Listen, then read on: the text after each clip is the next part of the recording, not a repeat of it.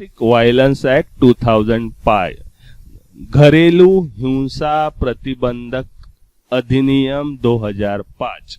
मराठी में तो लिखा ही है मैंने। सो घरेलू हिंसा प्रतिबंध अधिनियम 2005। अभी ये क्या है डोमेस्टिक वायलेंस एक्ट 2005? ये भी आपको सेल्फ स्टडी के लिए दिया था, आपने पढ़ा ही होगा। So what is this domestic violence act 2005? कोई बताएगा?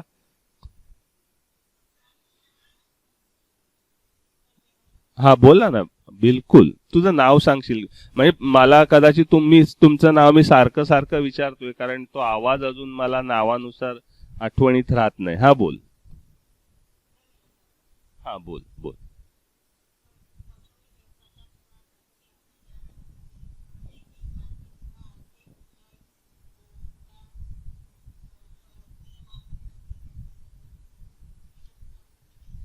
अगदी बरोबर आहे, अगदी बरोबर आहे। छान छान। म्हणजे स्त्रीचा होणारा छळ मग तो कोणत्याही प्रकारचा असेल, सो किसी भी तरह का औरत का ज्यादा ज्यादा करके ये मैरिड वीमेन के बारे में ज्यादा करके ये होता है, तो किसी भी तरह का एब्यूज, उसका शोषण जो होता है वो इसके अंदर आता है। Very good. हाँ बोल बोल। येस करेक्ट, डावरीसाठी पण होतं। येस, म्हणून या डोमेस्टिक व्हायलन्स ऍक्टच्या अंडर कधी कधी तुमच्यावर केसेस या डावरीच्या अंडर पण होतात। येते का लक्षात? म्हणजे अनेक आपण म्हणतो ना, अरे याच्यावर डोमेस्टिक व्हायलन्स ऍक्ट नुसार गुन्हा केला पण त्याच्यावर मग त्याला कलम 498 पण लागलं, डावरी ऍक्ट 61 पण लागला। म्हणजे त्याच्यावर अनेक प्रकारच्या केसेस थोपवल्या जाऊ शकतात। कारण मग तुम्ही त्याचा डोमेस्टिक व्हायलन्स मतलब तिचा छळ तुम्ही कशासाठी केलाय, जर डावरीसाठी केलाय हे सिद्ध झालं तो डोमेस्टिक व्हायलन्स ऍक्टनी कारवाई होतेच, पण डावरीच्या ऍक्टनी पण कारवाई होते। म्हणजे एक के साथ एक फ्री हो जाता है। तो कभी इस तरह की बातें आप मत करो। हाँ बोल, विलास बोलत होता मला वाटतं, कोणी बोलत होतं? हा बोल, हा बोल बोल। नातेवाईकांकडून बिचारा बोलायचा प्रयत्न करतोय, बहुतेक नेटचा इश्यू आहे। ओके, हा बोल, येतोय, बोल विलास। येस करेक्ट विलास, खूप छान विलास। विलासनी पण स्टडी केलेला आहे। तर अपमानास्पद वागणूक जसा अगोदर एकीने सांगितला, मग तो तुमचा शारीरिक, मानसिक, आर्थिक किंवा भावनिक कोणत्याही प्रकारचा छळ असेल, अपमानास्पद वागणूक असेल, तरी या कायद्याच्या अंतर्गत आपण न्याय मागू शकतो। अगदी बरोबर आहे, छान। आणखी कोणी बोलेल? आणखी कुणाला काय याच्या व्यतिरिक्त काय असेल तर बोला। हा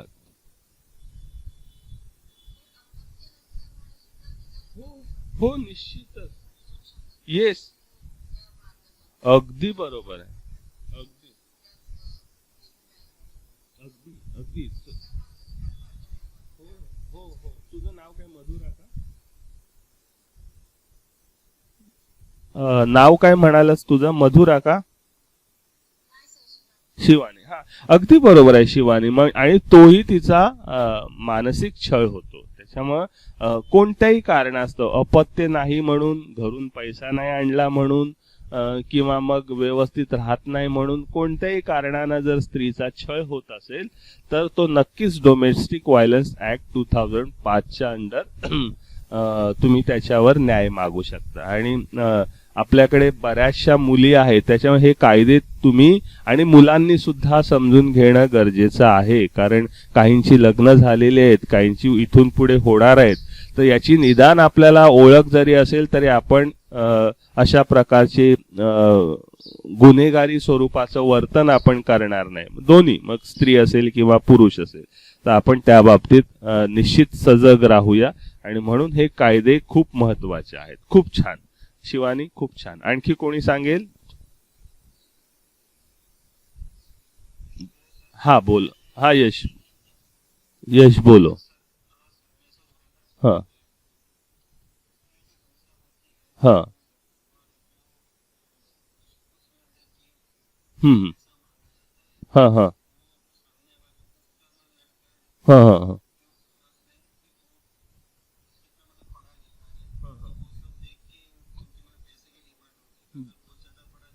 हम्म। हाँ हाँ, डाउरी, हाँ हाँ हाँ हाँ, सही बात है। हाँ, वो सही बात है। जो हमने जब डाउरी हमने पढ़े तब हमने इसके बारे में डिटेल में देखा था कि किस किस हालात में डाउरी की मांग की जाती है। फिर पढ़ा लिखा है तो ज्यादा मांग होती है, अच्छा जॉब पे है, समाज में अच्छी पोजीशन है तो और डिमांड बढ़ती है, तो ये आता है। तो डोमेस्टिक वायलेंस के अंडर भी डाउरी का एक्ट भी आप लगा सकते हो, तो ये बात सही है ना? ठीक है। So what is the domestic violence?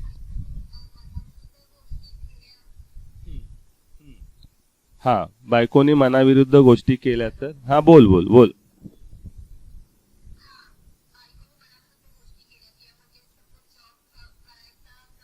हम्म, हम्म. हो, बरोबर. तेव्हा पण that is a economical abuse. मग कुणीतरी मगाशी मला वाटतं शिवानीने सांगितलं ना, की आर्थिक क्षय होतो, म्हणजे माझं आर्थिक शोषण होते कारण मला जॉब करू दिला जात नाही, मला स्वतःच्या सो त्यावेळेस पण तुम्ही माझा डोमेस्टिक व्हायलन्स होते, माझं घरगुती हिंसा होते म्हणून तुम्ही तिकडे केस नोंदवू शकता. त्याच्यामुळे तुम्हाला जॉब करू देत नसतील, तुम्हाला आर्थिक स्वातंत्र्य प्रत्येकाला आहे ते जर मिळू दिलं जात नसेल, so in that case also domestic violence act will be, we can file the case under this act, है ना? तो ते पण आहे, ते पण याच्यामध्ये येतं. करेक्ट आहे. हा, बोल बोल बोल. हो, मुळातच. हो, हा, मुळातच हे सगळे कायदे त्याच्यामुळे झालेत ना. पुरुषांनी काय केलंय, इतके वर्षानुवर्ष जो छळ केला आणि त्यामुळे स्त्री जी आहे ती नेहमीच दबून राहिलेली आहे. पण काही पुरुष आणि काही स्त्रिया यांना ही गोष्ट लक्षात आली आणि ते स्त्रियांचं शोषण लक्षात आलं, अन्याय अत्याचार लक्षात आल्या. काही संघटना असतील, काही पुरुष पण आहेत चांगल्या विचारांचे, त्यांना हे लक्षात आलं आणि त्यातून मग हे सगळं बंद व्हायला पाहिजे अशी एक समाजामध्ये आपण म्हणूया सुरुवात झाली विचाराला, आणि त्यातूनच हे कायदे पुढे आले, डोमेस्टिक व्हायलन्स ऍक्ट वगैरे. त्यामुळं निश्चितच जो काही छळ होतो त्या संदर्भात या सगळ्याचा आपण विचार करणार आहोत. Okay. So this domestic violence act 2005, जिसको हम घरेलू हिंसा प्रतिबंध कायदा 2005 कहेंगे, उस ये वायलेंस एक्ट 2005 में मतलब ये फॉर्म किया गया, ये तैयार किया गया, लेकिन भारत में इसका जो है हम कह सकते हैं ऑपरेशन या असल में इसकी शुरुआत जो है समाज में 26 अक्टूबर 2006 से हो गए. 26 अक्टूबर 2006 पासून हा अंमलात आला, ये लागू हो गया, ऐसे हम कह सकते. सो ये क्यों है? So to protect women from domestic violence, महिलाओं को डोमेस्टिक वायलेंस, उसकी जो घर में जो हिंसा होती है उससे उसको संरक्षण देने के लिए ये कानून है. ज्यादातर ये कानून में ज्यादातर पनिशमेंट की प्रोविजन नहीं है, until and unless it is proved कि उसको कोई मतलब शारीरिक हिंसा हुई है, उसके ऊपर कुछ जख्म है, मार झोड़ गया है या डाउरी के लिए मांग की गई है, तब तक इसके लिए इसके ऊपर कोई कानूनन कार्रवाई नहीं होती. तो ये प्रोटेक्शन एक्ट है, ये आप ध्यान में रखो. सो डोमेस्टिक वायलेंस एक्ट, तो अगर protect women from domestic violence act, उसमें उसको मारना, हार्म करना, इंज्योर करना, उसको जख्म देना, उसका इंडेंजरस हेल्थ, सेफ्टी एंड लाइफ, उसका अगर जीवन, उसकी सुरक्षा, उसका अगर आरोग्य, उसकी सेहत अगर खतरे में आती है, समझे, ये कानूनन वर्ड है, थोड़ा समझने की कोशिश करो.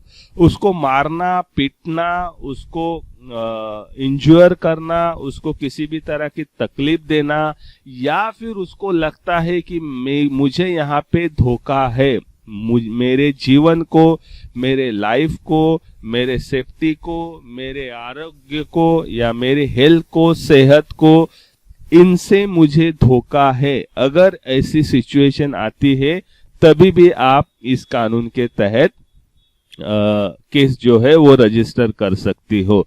यहाँ पे जैसे आपने कहा फिजिकली एब्यूज, मतलब उसका शारीरिक शोषण होता होगा.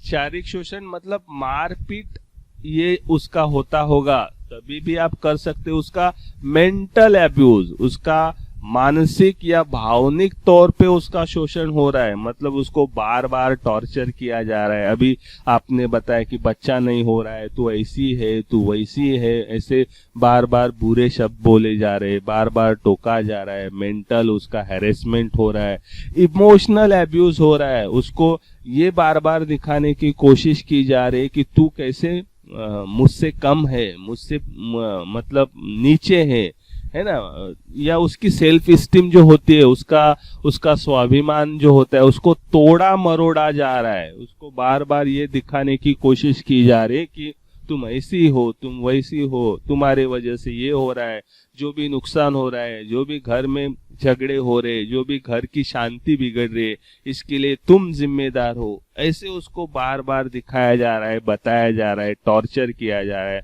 मेंटली इमोशनली उसको एब्यूज किया जा रहा है, उसका शोषण किया जा रहा है।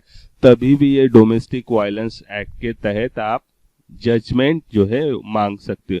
सेक्सुअल एब्यूज है ना, कभी कभी चाहे शादीशुदा हो औरत या महिला, फिर भी अगर वो नहीं चाहती कि पति के साथ सेक्सुअल प्रैक्टिसेस करे, तो फिर भी उसके साथ जबरदस्ती की जा रही है।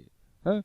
कभी कभी तो ऐसे भी बुरे घटनाएं हमारे सामने होते कि घर के देवर, घर के कभी कभी ससुर भी उस औरत के साथ सेक्सुअल रिलेशनशिप रखना चाहते हो।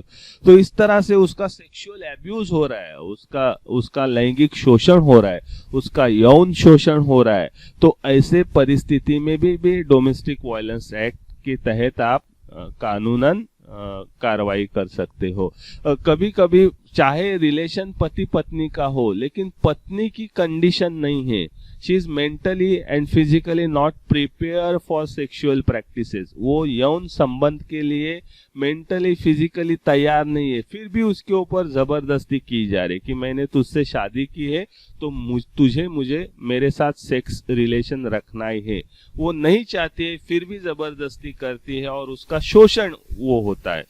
That is not for with her will, उसके मर्जी से वो नहीं हो रहा है सेक्सुअल प्रैक्टिसेस, सेक्सुअल रिलेशनशिप। तभी भी डोमेस्टिक वायलेंस एक्ट यहाँ पे आप लगा सकते हो। वर्बली उसको गालियां दी जा रही है, गंदी गंदी बातें बोल रहे हैं, उसके ऊपर से, उसके परिवार के ऊपर से उसको गालियां दी जा रही है, तभी भी डोमेस्टिक वायलेंस एक्ट यहाँ पे आता है।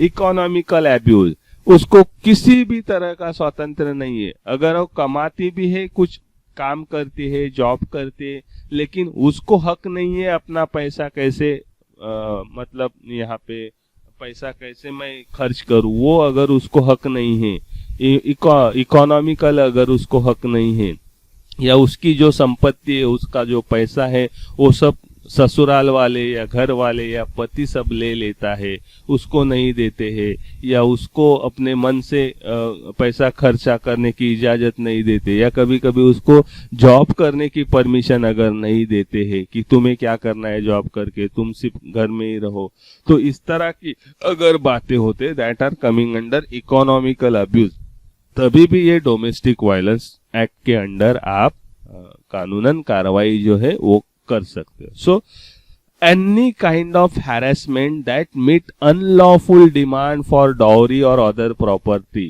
और threatening a person relative to her for this cause, मतलब कोई भी कानून के खिलाफ डाउरी के लिए, हुंडा के लिए, दहेज के लिए, प्रॉपर्टी के लिए, उसको कानून के खिलाफ, कानून के विरुद्ध जाके उसको डराना, धमकाना, मारना, पीटना, या उसके रिलेटिव्स के बारे में इस तरह की धमकियां देना, मैं तेरे पिताजी को देख लूंगा, मैं तेरे मम्मी को देख लूंगा, मैं तेरे सिस्टर को देख लूंगा, मैं तेरे भैया को मारूंगा, इस तरह से उसको डराना, धमकाना, that is also coming under domestic violence act 2005। Okay, तो अभी आपको पता चला होगा कि ये डोमेस्टिक वायलेंस एक्ट जो है घरेलू हिंसा प्रतिबंध अधिनियम 2005 जो है, इसमें इस सभी तरह की बातों का समावेश इसमें होता है, ये कानून के अंडर ये सब आता है। ओके, सो इसमें प्रोविजन किस तरह की गई है तो आपको पता होगा। इस कानून के तहत अगर कोई महिला जब अपनी केस रजिस्टर करती है तो वो या तो सीधा पुलिस स्टेशन में भी, नजदीक के पुलिस स्टेशन में भी रजिस्टर कर सकती है, या चाहे तो सीधा मैजिस्ट्रेट के पास भी जा सकती है, मतलब जज के पास, कोर्ट में भी सीधा जाके वो अपनी केस रजिस्टर कर सकती है। तो अगर महिला को लगता है कि उसने डोमेस्टिक वायलेंस एक्ट के अंडर केस रजिस्टर किया है, और अगर उसको लगता है कि अगर अभी मैंने डोमेस्टिक वायलेंस एक्ट के अंडर तो केस फाइल की है और फिर जाके मैं उसी घर में रहूंगी तो मेरे जीविता को धोखा है, मेरे लाइफ को धोखा है, तो अगर उसको ऐसे लगता है तो उसको शेल्टर होम प्रोवाइड करना, that is the duty of government. तो गवर्नमेंट उसके शेल्टर की, उसके रहने की व्यवस्था करता है।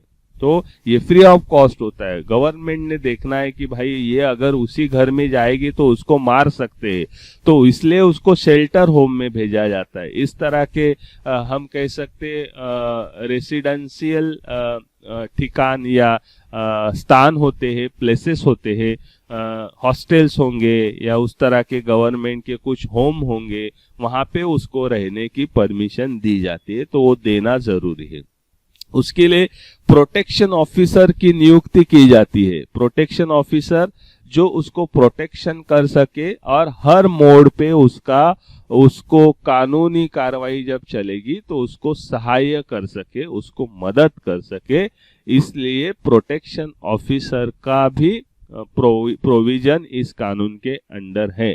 और ये भी देखा जाएगा कि मैक्सिमम ज्यादा करके वो प्रोटेक्शन ऑफिसर महिला होनी चाहिए। हाँ, अगर ऐसी कोई गांव है, कोई शहर है जहाँ पे महिला ऑफिसर नहीं है, उसी केस में पुरुष ऑफिसर की अपॉइंटमेंट की जाते, लेकिन इन मैक्सिमम केसेस ज्यादातर ये देखा जाता है कि जो पीड़ित महिला है, उस पीड़ित महिला के साथ प्रोटेक्शन ऑफिसर एक महिला ही होनी चाहिए। ओके, सो प्रोटेक्शन ऑफिसर क्या करता है, उसके सभी लीगल मैटर में उसको हेल्प करता है। फिर मैजिस्ट्रेट के पास जाना, केस दर्ज करना, कोई एप्लीकेशन करना, उसको कोई हेल्प चाहिए, मेडिकल हेल्प चाहिए, है ना। सो इस सभी तरह का जो है मदद ये प्रोटेक्शन ऑफिसर उस महिला को करता है under the control and supervision of magistrate. मतलब जो जज होते हैं, जो न्यायालय होता है, ये न्यायालय के कंट्रोल के अंडर और उसके सुपरविजन के अंडर प्रोटेक्शन ऑफिसर को काम करना पड़ता है। अगर न्यायालय बोले प्रोटेक्शन ऑफिसर की कि आप इसके रहने की व्यवस्था करो, आप इसके दवाई की व्यवस्था करो, आप इसका इलीगल प्रोसीजर सब समझाओ, उसको मदद करो, तो सभी काम वो प्रोटेक्शन ऑफिसर को करना पड़ता है। Medical facility will be provided under this act. अगर जरूरी है, अगर उस महिला को मार पीटा गया है, वो जख्मी है, उसको दवाई की जरूरत है, उसको हॉस्पिटल की जरूरत है, उस सिचुएशन में मेडिकल फैसिलिटीज प्रोवाइड इस कानून के तहत करना, वो भी फ्री ऑफ कॉस्ट करना, ये कानून में आता है। तो ऐसे समय में ज्यादातर वो महिलाओं को गवर्नमेंट हॉस्पिटल में भर्ती किया जाता है। काउंसलिंग प्रोवाइड की जाती है। कभी कभी उसका मेंटल एंड इमोशनल जब हैरेसमेंट होता है तो महिला डिप्रेस में चली जाती है, वो बहुत ही मतलब घबराई हुई होती है, बहुत ही वो चिंता में होती है, वो अपना कुछ कर ना ले, इसलिए उसका काउंसलिंग समय पे होना जरूरी है। तो इस तरह से काउंसलिंग जो है उसका समुपदेशन जिसको हम कहते, तो उसका काउंसलिंग जो है वो काउंसलिंग भी इस डोमेस्टिक वायलेंस एक्ट 2005 के तहत किया जाता है, वो फैसिलिटी उसको प्रोवाइड की जाती है। Right to reside in share household. अगर उसको लगता है, उस महिला को लगता है कि डोमेस्टिक वायलेंस के अंडर उसने केस दाखिल किया और वो अगर उसको कॉन्फिडेंट है, उसको लगता है कि ये मेरे घर वाले मुझे कुछ नहीं कर सकते और मुझे उसी घर में जाके रहना है, भले मैं अलग से रहूंगी लेकिन मुझे वहीं पे जाके रहना है, तो वो उसका हक है, वो घर में जाके रह सकती है, चाहे वो अपना अलग से खाना पकाए, अलग से रहे, लेकिन that is her right to reside in share household, ये उसके मर्जी से होगा, लेकिन जबरदस्ती वो अगर चाहती कि नहीं मैं कानूनन केस तो फाइल की हूं डोमेस्टिक वायलेंस एक्ट के अंडर, लेकिन मुझे उसी घर में जाके रहना है तो जाकर रह सकते। कस्टडी ऑर्डर, उस महिला की छोटे बच्चे हैं, एक है दो है जितने भी हैं, और वो अगर उसको रखता है कि नहीं वो बच्चे मेरे साथ रहने चाहिए या मेरे बच्चों को मेरे परिवार से धोखा है, और तो मैं उनको समझो शेल्टर होम में नहीं रख सकती तो मेरे रिलेटिव के पास बच्चे सेफ रहेंगे। अगर ये महिला को लगता है कि उसके रिलेटिव फिर उसके मम्मी के साइड के रिलेटिव्स होंगे, बच्चों के नाना नानी होंगे या मामा मामी होंगे, अंकल आंटी होंगे, जो भी होंगे, उसको लगता है कि उनके पास मेरे बच्चे सेफ रहेंगे, और ये मैजिस्ट्रेट को अगर वो समझाती है तो वो बच्चों की कस्टडी वो महिला चाहे उसके हाथ में दे सकती है। ये कानून के अंडर प्रोविजन किया गया है। Okay, so proceeding to be held in camera, महिला की जो भी हम कह सकते हैं वो जो भी गवाह देती है, जो भी बातें करती है, कानून के तहत जो उसको पूछा जाता है, अगर मैजिस्ट्रेट ये सोचता है सभी परिस्थितियों का जायजा लेंगे, सभी परिस्थितियों का ऑब्जर्वेशन करके अगर मैजिस्ट्रेट को लगता है कि ये प्रोसीडिंग कैमरा के अंडर होना जरूरी है, तो इस तरह की प्रोविजन करना भी प्रोटेक्शन ऑफिसर का काम है, वो कर सकता है। तो उस महिला की गवाह, उस महिला की जो भी बातें हैं वो इन कैमरा करने का जो डिसीजन है मैजिस्ट्रेट मतलब कोर्ट डिसीजन लेता है।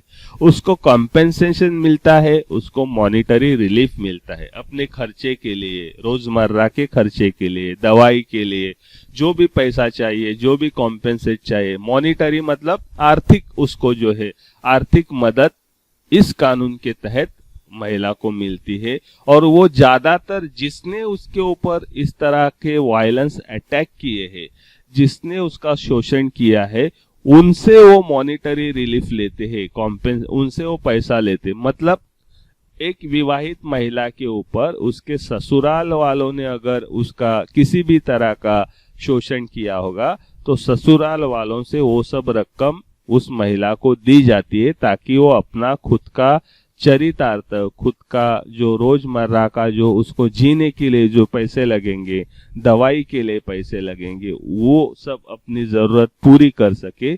इसलिए ससुराल के लोगों से या जिन लोगों ने उसके ऊपर डोमेस्टिक वायलेंस किया है उनके तरफ से ये पैसा लिया जाता है, कॉम्पेंसेशन लिया जाता है। तो इस तरह की प्रोविजन जो है ये डोमेस्टिक वायलेंस एक्ट 2005 के अंडर की गई है। अभी इसमें पनिशमेंट क्या होती है, किसी को कुछ पता है? What are the punishment under this domestic violence act? Yes, correct, yes, absolutely correct. So non bailable है ये भी, आपको बेल नहीं मिल सकती, आपको जमानत जो है इस कानून के तहत नहीं मिल सकती। Yes, correct. और ओके, तो one by one we will see. अगर किसी ने इस कानून का protection, breach of protection order shall be offence under this. Breach का मतलब है तोड़ना, ये ध्यान में रखो। ब्रीच मतलब तोड़ना, भंग करना। सो किसी ने भी ये प्रोटेक्शन एक्ट या ये कानून को अगर तोड़ा तो कानून के तहत वो जुर्म होगा, उसको सजा होगी। So respondent shall be punishable up to 1 year, ज्यादा से ज्यादा 1 साल की सजा हो सकती है, और उसको 20,000 की फाइन जो है वो फाइन लग सकती है, जुर्माना भरना पड़ सकता है, या कभी कभी दोनों एक साथ उसको हो सकता है। 1 साल की सजा भी होगी, जेल भी होगी, और 20,000 रुपए तक का जुर्माना भी भरना पड़ सकता है। सो मैजिस्ट्रेट में also frame charges under section 498। So section 498 क्या है? हैरेसमेंट का सेक्शन है ना।